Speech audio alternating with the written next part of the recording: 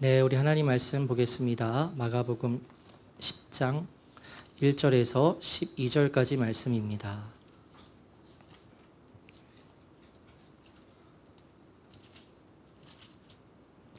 마가복음 10장 1절에서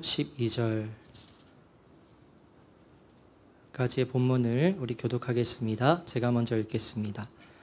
예수께서 거기서 떠나 유대 지경과 요단강 건너편으로 가시니 무리가 다시 모여들거늘 예수께서 다시 전례대로 가르치시더니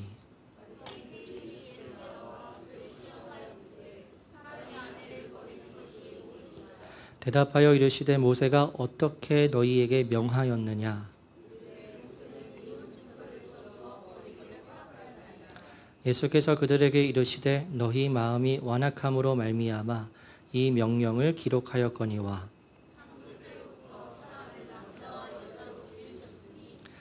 이러므로 사람이 그 부모를 떠나서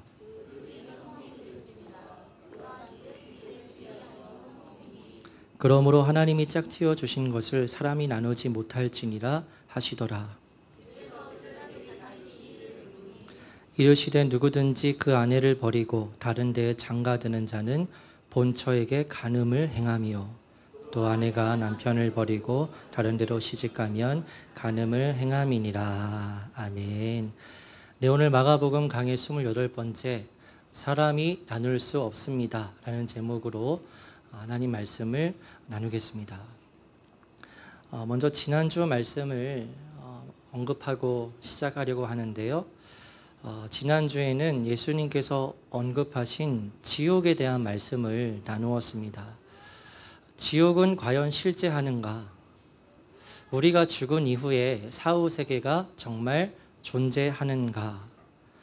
이 부분에 대해서 모두에게 완전한 확신을 안겨줄 수 있는 증거는 없을 겁니다.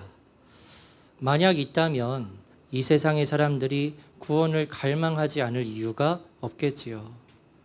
영원한 지옥이 존재하는 것이 너무나 분명한데 어떻게 구원을 갈망하지 않을 수 있겠어요? 영원한 불이 타는 그 두려운 곳에서 말로 표현할 수 없는 고통을 받는 장소가 실제한다는 사실에 확신을 한다면 어떻게 가만히 앉아 있을 수가 있겠습니까? 그런데 믿음을 갖고 있지 않은 사람들이 보기에 사후세계는 있을 수도 있고 없을 수도 있다고 생각을 하는 겁니다. 그리고 사후세계가 있다 하더라도 기독교에서 말하는 지옥이 존재하는 것도 확실치 않은 거지요. 만약 그렇다면 여러분, 여기 있는 우리가 믿음을 가지고 있지 않는 사람이다 라는 입장에서 생각을 해볼 때 이 천국과 지옥, 사후세계와 관련해서 내릴 수 있는 가장 합리적인 선택은 무엇일까요? 사후세계를 천국과 지옥이 있다고 전제를 하게 될 때 사후세계가 존재할 수도 있고 존재하지 않을 가능성이 있는, 그래서 각각의 가능성이 절반, 50%, 50%에 해당한다면 이와 같은 상황에서 어떤 선택을 하는 것이 가장 합리적인 판단이 될까요? 이 부분에 있어서 파스칼이라는 이름을 가진 철학자가 팡세라는 자신의 작품에서 언급을 한 적이 있습니다. 파스칼이 이와 같이 설명을 합니다. 만약 내가 죽었는데 사후세계가 없다? 그러면 나는 괜찮은 거지요. 지옥에 가지 않아도 되니까 이제 나는 된 겁니다. 그런데 내가 죽었는데 정말 사후세계가 있고 실제 지옥이 존재한다? 그러면 정말 큰일이 나는 거지요. 그래서 파스칼은 믿음이 없이 죽는 것보다 믿음을 가지고 죽는 것이 훨씬 더 합리적이고 현명한 선택이라는 말을 자신의 작품에서 한 적이 있어요. 이거는 믿음을 떠나서 이성적으로 생각을 해볼 때에도 합리적인 선택이자 결론이죠. 반반이라면 믿음을 가지고 죽는 것이 맞다는 겁니다. 그런데 여러분, 우리는 하나님의 말씀을 통해서 분명히 고백할 수 있죠. 지옥은 실제한다는 겁니다. 이 진리는 하나님의 말씀에 근거할 때 부인할 수 없는 진리입니다.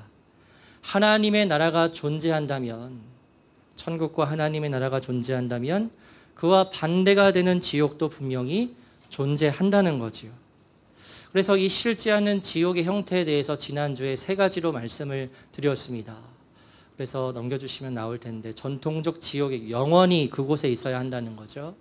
절멸주의가 있었습니다. 지옥에 가지만 거기에서 존재가 소멸된다는 겁니다. 3번째로, 지옥에는 들어가지만 결국에는 그 모든 지옥에 있는 사람들까지 하나님께서 보편적으로 구원을 해 주실 것이다 라는 이 3가지, 교회 안에, 기독교 신학 안에 있는 겁니다. 이 지옥에 대한 3가지 주장이 있는데, 여기서 성경적으로 가장 많은 근거를 가지고 있는 것은 지옥은 영원한 고통을 받는 장소라는 겁니다. 여러분, 넓게 볼 때 우리가 정말 의미를 부여해야 하고 우리가 집중해야 하는 것은 지옥이 아니라 하나님의 나라이죠. 지옥에 집중하게 되면 우리는 두려움에 빠지게 됩니다. 그래서 우리가 정말 집중하고 소망을 가져야 하는 것은 하나님의 나라예요. 소망해야 합니다.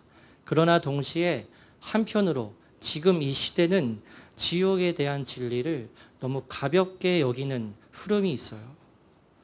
지옥에 대한 말씀을 잘 듣지 못하고 이 지옥의 실제에 대한 것을 흐리게 믿음을 가지고 있습니다.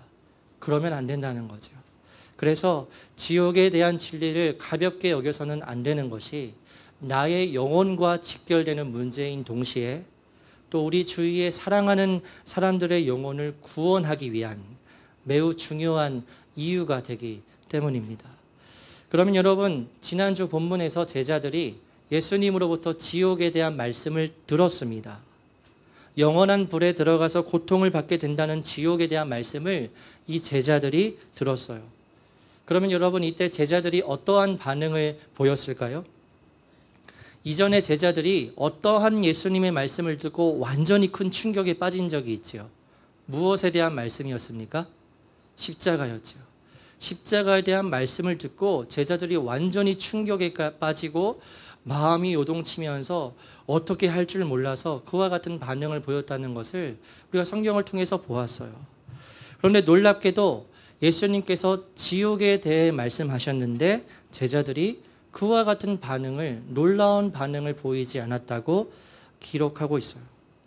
그렇다면 제자들은 왜 지옥에 대한 말씀을 듣고서도 그리 큰 충격을 받지 않는 것처럼 보일까요? 그 이유가 있습니다. 넘겨주시면 비교를 한번 해보자는 겁니다. 여러분, 십자가와 지옥에 대한 말씀을 당시 제자들이 들었을 때 그들에게 있어서 두렵고 떨리고 무서운 말씀은 십자가에 대한 말씀이었어요. 그 배경에 대해서 충분히 말씀을 드렸죠. 당시의 십자가는 저주의 상징, 완전한 절망의 상징, 듣기만 해도 몸서리 쳐지는 그와 같은 것이었어요. 그런데 예수님을 따르기 위해 그 잔인한 형벌, 그 저주의 상징이 되는 십자가를 지고 예수님을 따르라고 말하니까 이 제자들이 완전히 그냥 넋이 나가게 되는 거죠. 그런데 여러분, 지난주 본문에서 제자들이 지옥에 대한 말씀을 들었습니다. 그런데 십자가의 말씀을 들었을 때와 비교했을 때 그와 같이 두려워했다, 마음이 요동쳤다, 이와 같은 기록이 전혀 없습니다. 왜 그럴까요? 지옥에 대한 말씀이 왜 이 제자들에게는 큰 충격이 되지 않는 것처럼 보일까요? 그 이유가 무엇이냐면요, 제자들에게 있어서 지옥은 악인들이 가는 장소입니다. 맞지요? 지옥은 악인들이 가는 곳이고 죄인들이 가는 장소예요. 그런데 이 예수님의 제자들이 생각할 때 어떻게 생각을 하냐면 우리는 악인도 아니고 죄인도 아닌 거예요. 자신들이 생각할 때요. 우리는 죄인도 아니야. 악인도 아니야. 그래서 저 예수님의 지옥에 대한 말씀은 우리와는 상관이 없어 라고 생각을 했다는 거예요. 그러면 제자들은 왜 스스로 자신들을 죄인이라고 생각하지 않고 악인이라고 생각하지 않았을까요? 나는 선택받은 이스라엘 백성이라는 그 선민의식 때문이었어요. 여러분, 당시 이스라엘 사람들이 가지고 있었던 선민의식에 대해서 다시 생각해 보기를 원하는데요. 그때 이 제자들을 포함한 모든 유대인들은 우리는 하나님께 선택을 받은 특별한 민족이라고 생각했습니다. 그렇기에 예수님께서 말씀하시는 저 지옥은 우리와는 전혀 상관이 없는 장소라고 생각을 하고 있는 거예요. 그렇기 때문에 예수님께서 지옥에 대한 무서운 경고의 말씀을 하시더라도 우리가 그곳에 갈 가능성은 전혀 없다고 생각하기 때문에 그렇게 큰 충격을 받지 않는 겁니다. 그러면 여러분, 오늘날 우리는 어떠할까요? 똑같이 비교를 해보겠습니다. 우리가 십자가와 그리고 지옥에 대한 말씀을 듣게 될 때 어떤 말씀이 우리에게 더 큰 충격과 부담으로 다가오지요? 지옥이에요. 왜냐하면 적어도 우리는 양심을 가지고 있고 나는 그래도 죄인이라는 인식을 하고 있기 때문에 그렇습니다. 그래서 지옥에 대한 말씀을 들으면 마음이 참 무거워지고 어려워지지요. 그러나 반면에 오늘날 성도들이 십자가에 대한 말씀을 듣게 될 때에는 당시의 제자들처럼 엄청난 충격을 받지는 않습니다. 왜냐하면 우리가 오늘날 십자가에 대해서 생각을 하게 될 때 이 십자가는 뭡니까? 내게 구원을 가져다 준 생명의 십자가이고 또 내가 죄를 이기게 하는 능력의 십자가라고 생각을 하기 때문에 이 십자가를 대하게 될 때 제자들처럼 엄청 두려움으로 받아들이거나 큰 충격을 받지 않는다고 말할 수 있지요. 그런데 여러분, 다른 한편으로 오늘날 이 십자가에 대한 말씀을 듣게 될 때 우리가 부담스러워하지 않는 이유가 있어요. 무엇일까요? 십자가를 가볍게 여기기 때문입니다.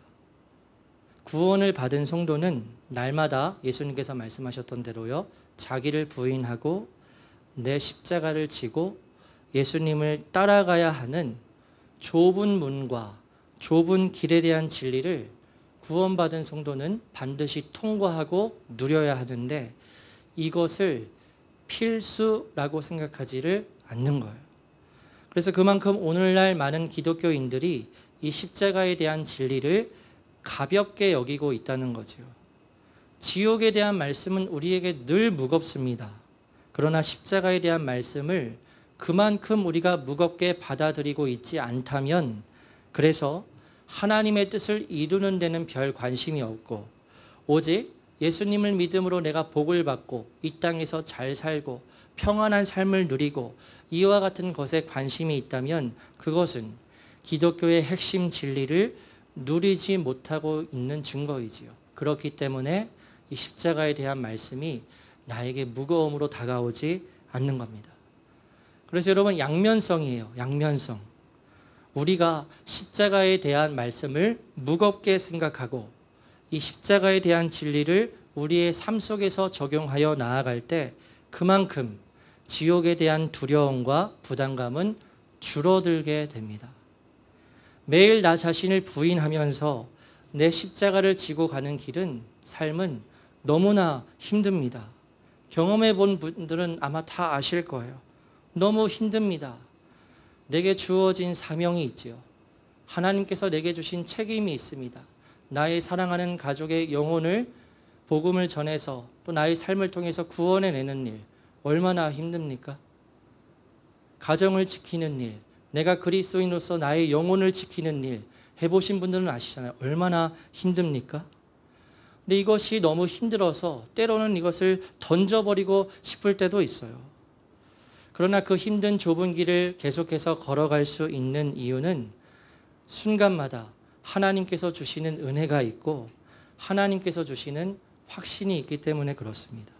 그래서 찬송가의 가사와 같이 내가 좁은 길을 걸으며 밤낮 기뻐하는 것 주의 영이 함께 함이라. 십자가를 진다는 것이 뭐가 기쁩니까? 뭐가 평안한가요? 늘 힘듭니다. 때론 지쳐서 낙심하기도 하고 쓰러지기도 합니다. 그러나 순간마다 주님께서 주시는 은혜가 있습니다. 내가 올바른 믿음의 길 위에 서 있다는 확신을 누가 주십니까? 하나님께서 주십니다. 그러면 그의 반비례에서 무엇이 줄어들게 되지요? 지옥에 대한 부담감과 두려움이 사라지게 되는 거예요. 그래서 이 지옥에 대한 말씀을 듣게 될 때 여러분 두 가지입니다. 이 지옥에 대한 지옥에 대한 두려움과 부담감이 없는 분들이 있어요. 두 부류입니다. 첫 번째는 아까 그 제자들처럼 내가 죄인인 것을 인정하지를 않는 거예요.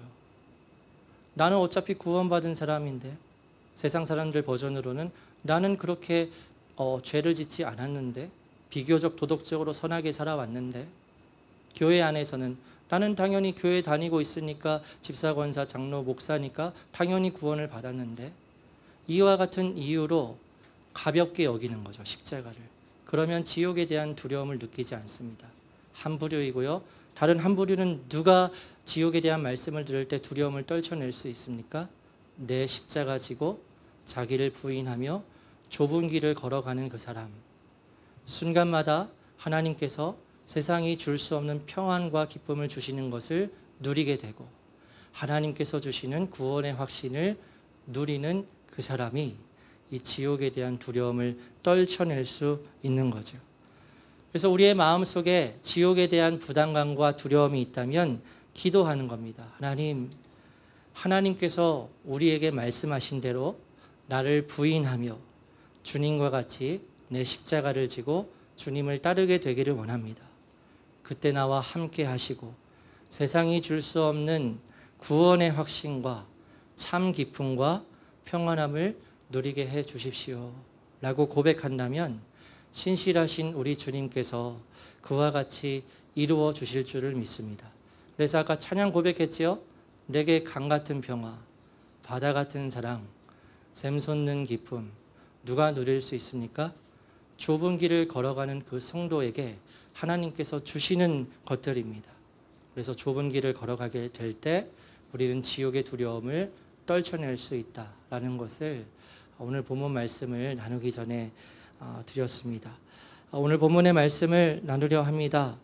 오늘 본문의 말씀은요, 겉으로 보면 예수님께서 이혼에 대해 가르치시는 말씀이라고 할 수 있어요. 여러분이 가지고 계신 성경을 보시면 마가복음 10장 1절에 소제목이 이혼에 대하여 가르치시다 라고 적혀 있는 성경이 있을 겁니다.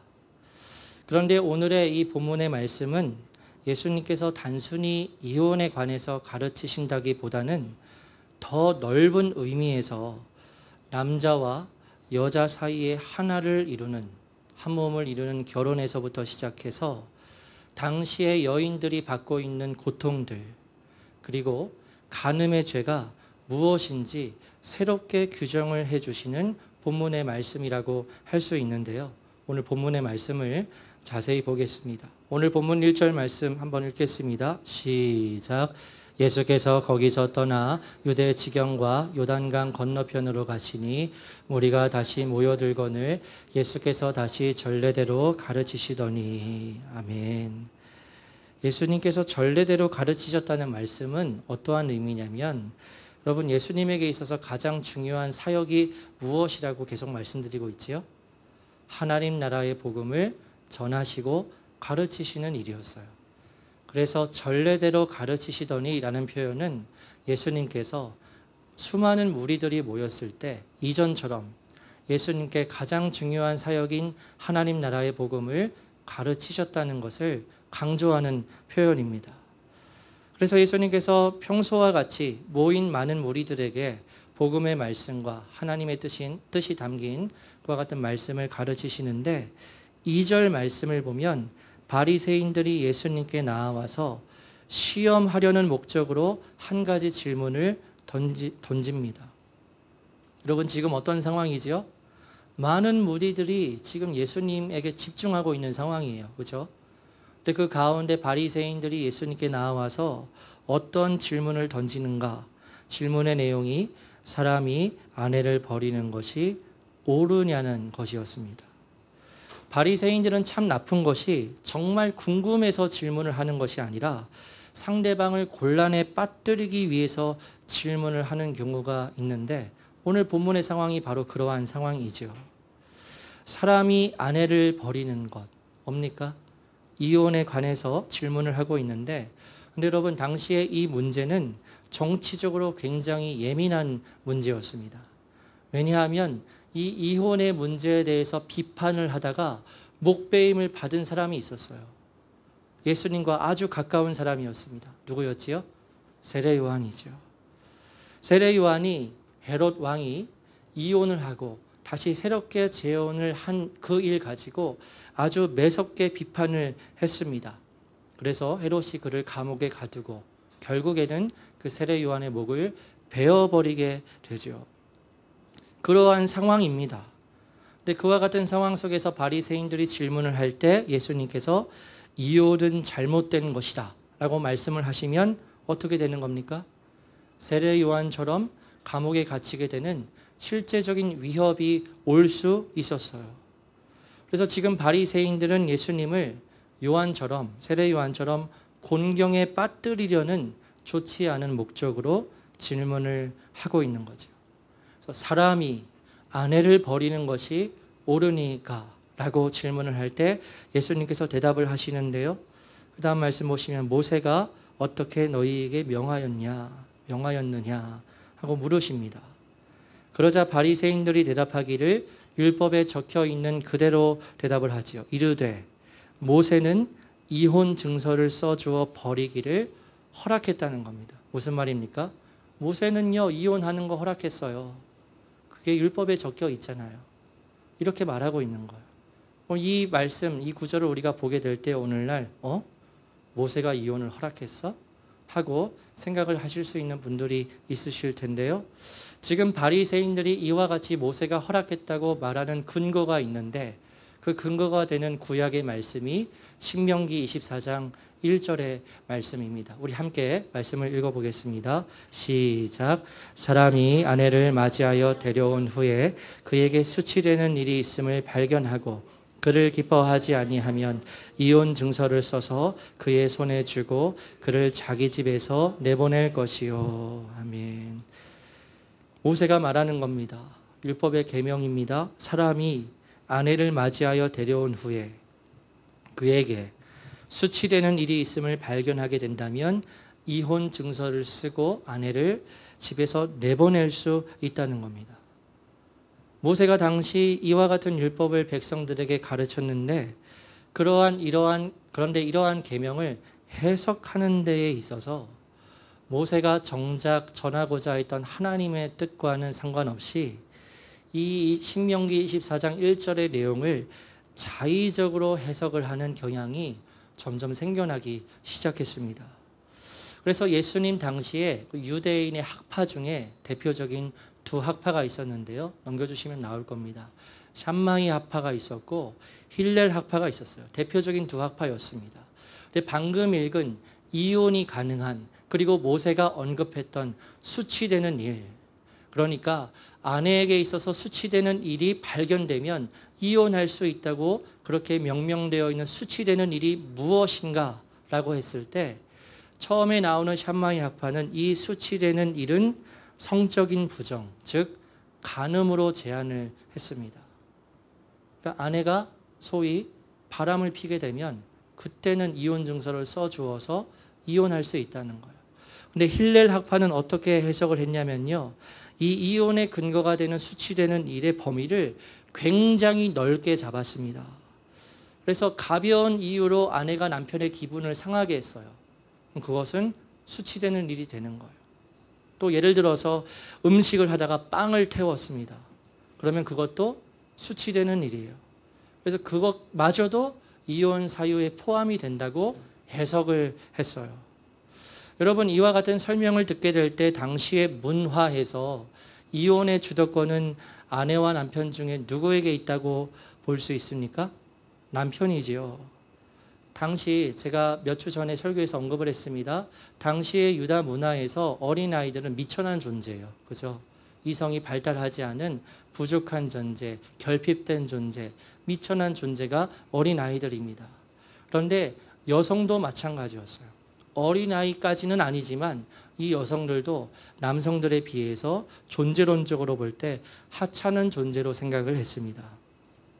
우리나라의 유교 역사에서도 마찬가지죠. 남존여비, 남자는 귀하고 여자는 낮다라는 사상이 있었는데 이 이스라엘에서는 그와 같은 경향이 훨씬 더 강했고 짙었습니다. 그래서 이혼의 주도권은 남자에게 있었고 남편이 이혼의 증서를 쓰게 되면 곧바로 이혼이 이루어지는 거예요. 반면에 여자 쪽에서 이혼을 하려고 하면 아주 힘든 과정을 거쳐야 했습니다. 정식적으로 법정에까지 가야 했고 아주 힘든 과정을 거쳐서 그렇게 이혼을 할 수가 있었어요. 그러나 남편의 입장에서 쉽게 이혼이 이루어지든 여자의 입장에서 아주 어렵게 이혼이 이루어지든 공통적으로 발생되는 결과가 있다면 여성은 이혼을 당한 뒤에 그때부터 생계가 막막해지는 사회적 고립의 상황에 처했습니다. 그러면 여러분 아까 말씀드린 이 두 학파의 의견 중에 유대인의 남성이라면 어느 의견에 따르기를 좋아했을까요?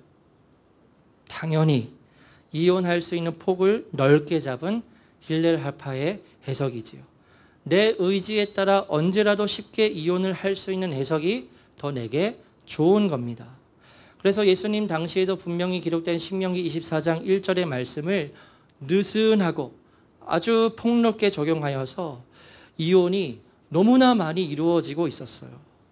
그래서 이혼을 당한 여성은 사회적 도움을 받지 못하는 빈곤에 빠지는 비참한 삶을 살아가야 했습니다.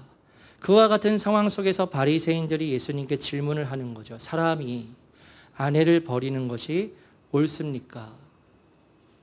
그러자 예수님께서 대답하시기를 5절의 말씀에 너희의 마음이 완악해서 모세가 그 율법의 내용을 기록했다 하고 말씀하십니다. 우리 5절 말씀 읽어볼까요? 시작. 예수께서 그들에게 이르시되 너희 마음이 완악함으로 말미암아 이 명령을 기록하였거니와. 아멘. 예수님의 말씀은 이러합니다. 모세가 허락을 했어요. 분명히. 이혼 증서를 써서 주면 이혼이 가능하다고 말했습니다. 그런데 예수님의 말씀은 모세가 당연히 이혼해도 된다라고 말한 것이 아니라 이혼 증서를 쓰는 절차마도 없었다면 그 남성 중심의 문화에서 이혼이 더욱더 빈번하게 이루어지는 겁니다. 여러분, 이혼 증서를 써서 남들이 보는 앞에서 공증을 받는 그 과정마저 없었다면 아마 이 여성들은 더 쉽게 남편으로부터 버림을 받게 되었을 거라는 거예요. 그래서 예수님께서 말씀을 하시죠. 너희 유대인 남성들이 마음이 완악하기 때문에, 즉 너희 마음대로 하고자 하는 죄성이 가득하기 때문에 모세가 이혼과 관련하여 법적인 최소한의 장치를 둔 것이다 라고 예수님께서 말씀을 하고 계신 거예요.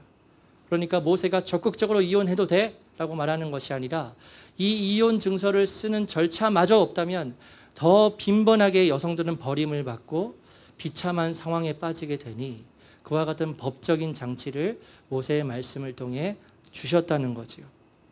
그런 이후에 예수님께서 아주 중요한 말씀을 하십니다. 단순하게 이혼에 대해서가 아니라 남자와 여자 사이에 이루어지는 중요한 관계에 대해서 하나님의 뜻, 분명한 하나님의 뜻을 가르치시는데요. 6절부터 9절까지 함께 말씀을 읽겠습니다. 시작. 창조대로부터 사람을 남자와 여자로 지으셨으니 이러므로 사람이 그 부모를 떠나서 그 둘이 한 몸이 될지니라. 이러한즉 이제 둘이 아니요 한 몸이니 그러므로 하나님이 짝지어 주신 것을 사람이 나누지 못할지니라 하시더라. 아멘. 여러분, 예수님의 이 말씀은 구약의 어느 말씀을 인용하고 계시는 거죠? 창세기이죠. 예수님께서 창세기의 말씀을 지금 인용하시면서 남자와 여자의 결혼과 이혼에 대한 하나님의 말씀을 분명하게 전하십니다. 사람이 그 부모를 떠나서 둘이 한 몸이 된다면 이제는 둘이 아니라 한 몸이 되었다는 겁니다. 그래서 하나님께서 짝지어 주신 것을 사람이 나누지 못한다는 거죠. 여러분, 이 예수님의 말씀을 우리는 어디에서 자주 듣습니까? 결혼식에서 듣지요.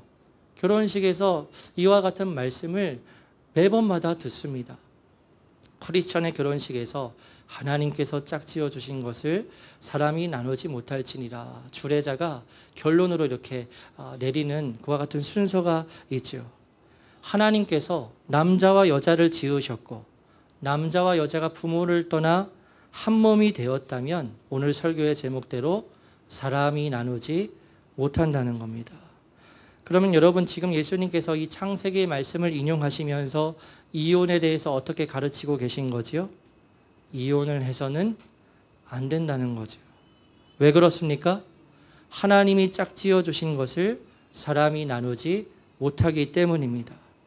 예수님께서 이와 같이 말씀하셨던 것은 창세기 말씀에 근거하여 하나님의 말씀을 분명히 전하시는 동시에 누구들을 보호하기 위해 이와 같은 말씀을 하시는 걸까요? 당시에 여성들을 보호하기 위해서 이와 같은 말씀을 하시는 거예요. 그래서 예수님께서 이와 같이 창세기 말씀을 인용하시면서 9절까지 말씀을 하셨을 때 상황이 1차적으로 종료가 됩니다. 그리고 장면이 전환이 돼요. 근데 10절 말씀을 보면 제자들이 이 결혼과 이혼에 대한 예수님의 말씀을 듣고 굉장히 마음이 무거웠던 것 같아요. 율법에 기록되어 있는데 이혼 증서 써줄 수 있다고?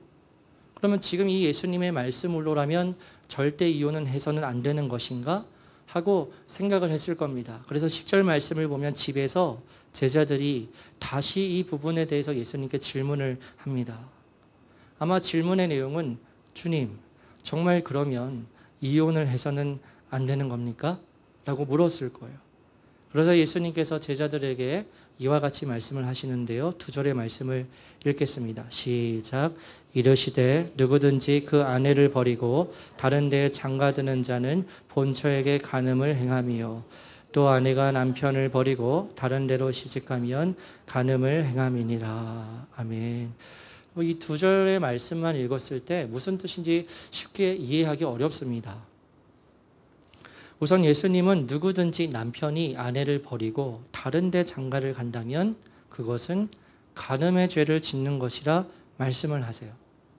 또한 반대로 아내가 남편을 버리고 다른 데로 시집을 가면 역시 간음의 죄를 짓는 것이라고 말씀을 하시지요. 이와 같은 말씀은 앞에서 하나님이 짝지어 주신 것을 사람이 나누지 못할지니라는 말씀과 연결되는 것입니다. 사람이 나누지 못하기 때문에 남편이 아내를 버리고 아내가 남편을 버리고 다른 데 장가를 들거나 시집을 간다면 간음의 죄를 진 것이나 마찬가지다라고 말씀을 하세요.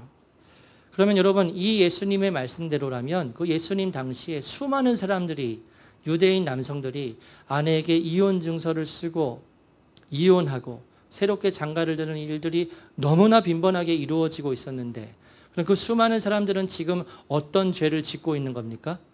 간음의 죄를 짓고 있는 거죠. 그런데 여러분 이 간음의 죄를 이 이스라엘에서는 어떤 형벌을 내려야 한다고 율법에 기록되어 있지요? 간음의 죄를 지으면 어떤 형벌을 받습니까? 요한복음 8장 간음을 하다가 잡혀온 이 여인을 어떻게 뭘로 쳐야 된다고 말했습니까? 돌로 쳐서 죽이라고 했어요. 여러분 오늘날 바람 불륜 이런 건 너무나 많이 이루어지고 있지만 당시에 그와 같은 간음과 그와 같은 음행이 벌어지게 되면 형벌이 돌로 쳐서 죽여야 했어요. 내가 죽는 거예요. 너무나 무거운 죄입니다. 너무나 무거운 죄예요. 그런데 지금 예수님께서 간음의 죄를 새롭게 규정하고 계시죠. 뭡니까? 자신의 아내와 남편을 버린 후에 새롭게 장가를 가고 시집을 간다면 그것이 곧 간음의 죄를 짓는 것과 같다는 거예요. 예수님께서는 지금 무엇이라 가르치고 계시는 거지요? 하나님께서 짝지어 주신 것을 사람이 나누지 못한다는 그 창세기의 말씀을 계속해서 이어서 말씀을 하고 계시는 거예요. 여기까지가 오늘 본문의 이야기입니다.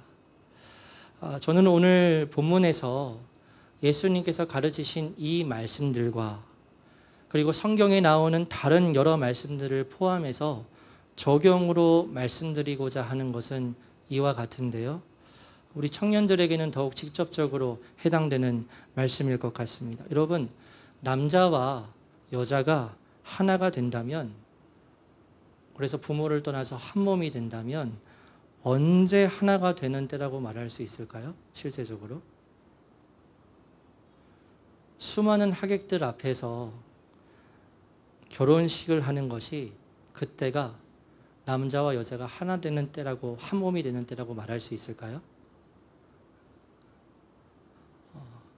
네. 맞습니까? 아닙니까? 맞지요. 하나님 앞에서 언약을 하는 거잖아요. 그러면 다시 질문. 혼인신고는 안 했어요.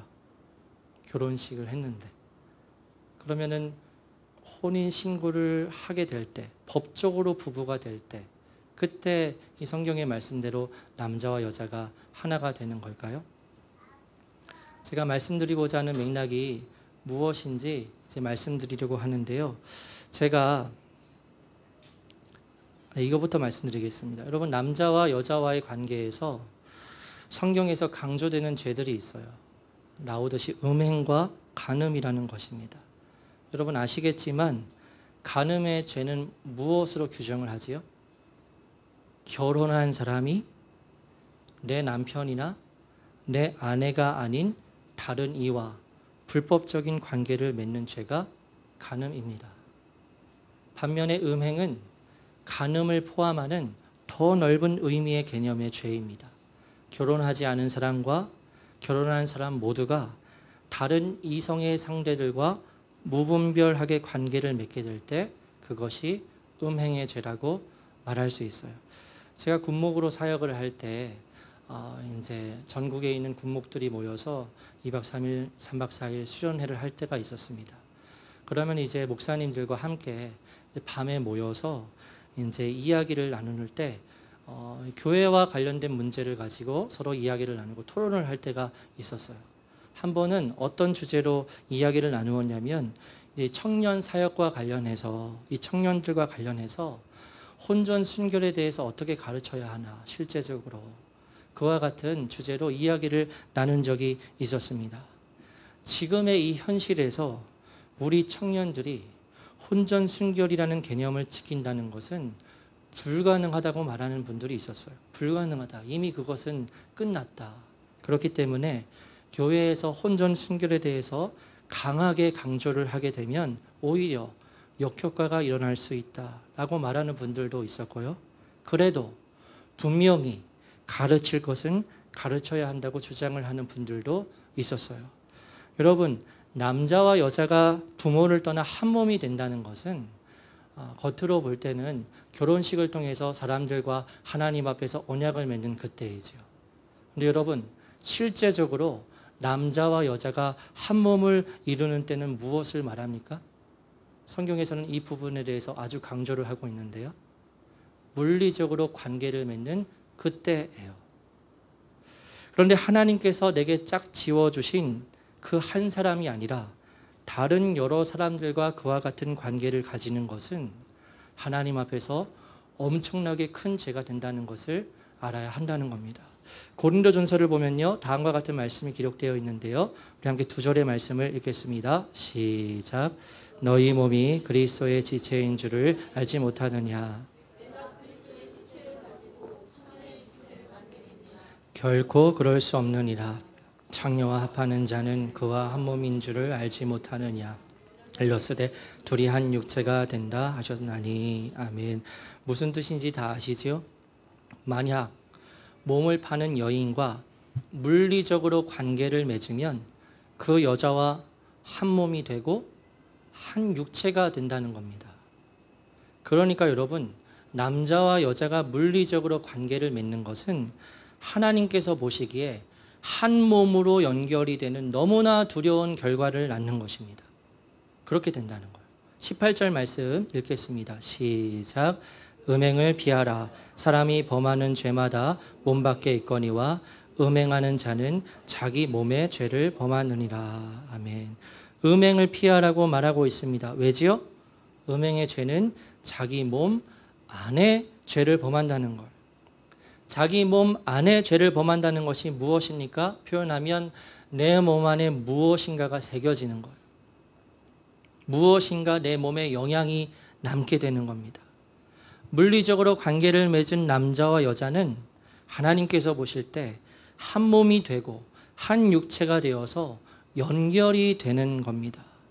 만약 그렇다면 결혼하기 전에 혼전 순결을 지키지 못하고 여러 사람과 물리적으로 관계를 맺게 될 때 어떻게 되는 거죠? 내 몸에 흔적이 남는 거예요. 만약 결혼한 사람이 간음의 죄를 짓게 될 때 어떤 일이 일어나게 되는 거지요? 결혼한 내 아내와 결혼한 내 남편과 이어졌던 하나의 몸이 어떻게 되는 겁니까? 깨어지는 겁니다. 이것은 하나님 앞에서 무서운 죄입니다. 그래서 여러분 오늘 본문을 보면 오늘 마가복음 말씀이잖아요. 10장. 이 10장의 본문을 보면 예수님께서 말씀하시길 그 어떤 경우에도 하나님께서 짝지어 주신 것을 사람이 나누지 못한다. 즉 어떤 경우에도 이혼은 안 된다라고 말씀하시는 것 같지만 한 가지 예외를 두시는 경우가 있죠. 한 가지 예외를 두시는 경우가 있어요. 언제입니까? 간음했을 때예요. 마태복음 5장 31절 32절 두 절 읽겠습니다. 시작. 또 일러스되 누구든지 아내를 버리려거든 이혼 증서를 줄 것이라 하였으나 나는 너희에게 이르노니 누구든지 음행한 이유 없이 아내를 버리면 이는 그로 간음하게 함이요 또 누구든지 버림받은 여자에게 장가드는 자도 간음함이니라. 아멘. 이 예수님의 말씀을 또 쉽게 이해하기는 어려운데요. 말하자면 이겁니다. 간음을 하고 음행의 죄를 결혼한 사람이 짓게 되면 어떻게 된다는 겁니까? 하나님 앞에서 한 몸을 이루었던 신성한 언약이 깨지는 겁니다. 그렇게 예수님께서는 만약 상대방이 다른 사람과 간음을 했다면 그 경우는 이혼을 허락하시는 것처럼 보여요. 왜냐하면 한 몸으로 이어진 관계가 하나님 앞에서 깨졌기 때문입니다. 그래서 오늘 이 설교를 통해서 강조해서 말씀드리고자 하는 것은 남자와 여자가 물리적으로 관계를 맺는 것을 절대 가볍게 여기지 말아야 합니다. 특히 우리 청년들은 이 부분에 대해서 정말 무겁게 생각을 해야 합니다. 서로 사랑하면 얼마든지 관계를 맺을 수 있다고 말하는 세상 가운데 우리가 살아가고 있습니다. 총각 처녀의 딱지를 떼지 못하면 바보라고 조롱을 받는 세상 가운데 우리가 살아가고 있습니다. 그러나 우리 그리스도인들은 하나님 앞에서 지킬 것은 분명히 지켜야 합니다. 남자와 여자가 만나 관계를 맺는 것은 하나님 앞에서 한 몸이 되는 것입니다. 그래서 만약 여기 가운데 결혼하기 전에 그와 같은 관계를 가진 분들이 있다면 여러분 그거 그냥 지나치시면 안 되죠. 하나님 앞에 분명히 회개하셔야 됩니다. 지나간 죄라도 그 부분은 반드시 하나님 앞에서 철저하게 회개하셔야 해요. 그리고 결혼 이후에 남들은 모르지만 그와 같은 관계를 가졌던 분들이 있다면 더욱 철저하게 하나님 앞에 회개하셔야 합니다. 이것은 정말 하나님 앞에 두려운 일이에요. 엄중한 일입니다. 이것은 내 몸에 새겨지는 죄입니다. 하나님 앞에 진짜 가슴을 치면서 마음과 옷을 찢으면서 회개하지 않으면 낙태도 마찬가지예요. 생명을 거두는 일입니다. 간음도 마찬가지예요. 뭐 무거운 죄, 가벼운 죄 따로 있습니까? 똑같은 죄이지. 그렇게 말하는 경향도 있지만 이것은 정말 무서운 죄예요. 무거운 죄입니다. 하나님 앞에 철저하게 회개하지 않으면 안 돼요. 여러분 말씀을 정리하려 하는데요. 오늘 본문에서 예수님께서는 하나님의 뜻을 분명하게 전하십니다. 세상에서 통용되는 가치관이 있습니다. 예수님 당시에도 그러했고요. 오늘날도 마찬가지예요.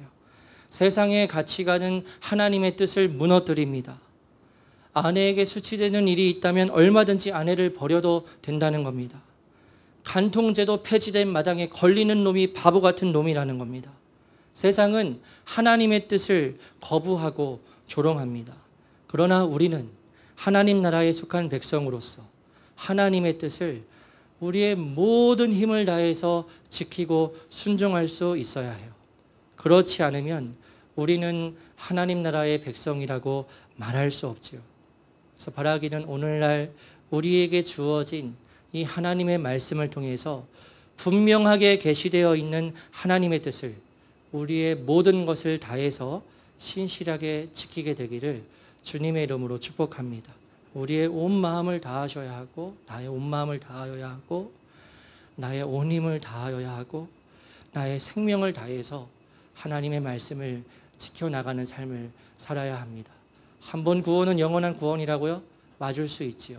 그러나 정말 구원을 받은 이는 하나님을 정말로 경외하는 마음과 함께 하나님의 말씀을 생명처럼 여겨서 지킵니다. 죄에 넘어질 수 있지요. 마음을 찢고 옷을 치면서 바닥에 엎드려서 통곡하면서 하나님 앞에 용서해달라고 반응해요. 구원받은 사람은. 구원받지 않은 사람은 어떻게 반응합니까? 그럴 수도 있지. 세상 사람들이 수많이 그렇게 길을 걸어가는데 뭐 이럴 수도 있지. 잘못됐다고 하나님께 한번 말하면 되지. 구원받은 사람은 절대 그러한 마음을 가지지 않습니다. 하나님의 말씀을 생명 다해 지키려고 하는 그 마음의 중심이 있어요. 그래서 여러분, 이것으로도 우리가 구원받은 믿음을 가지고 있는지 분별할 수 있는데, 바라기는 우리 더가스펠교회에 속한 모든 분들은 진실로 구원받은 성도들이 되셔서 하나님의 말씀을 생명 다해 지켜나가는 은혜를 누리게 되시기를 주님의 이름으로 축복합니다. 함께 찬양하고 우리 기도하겠습니다.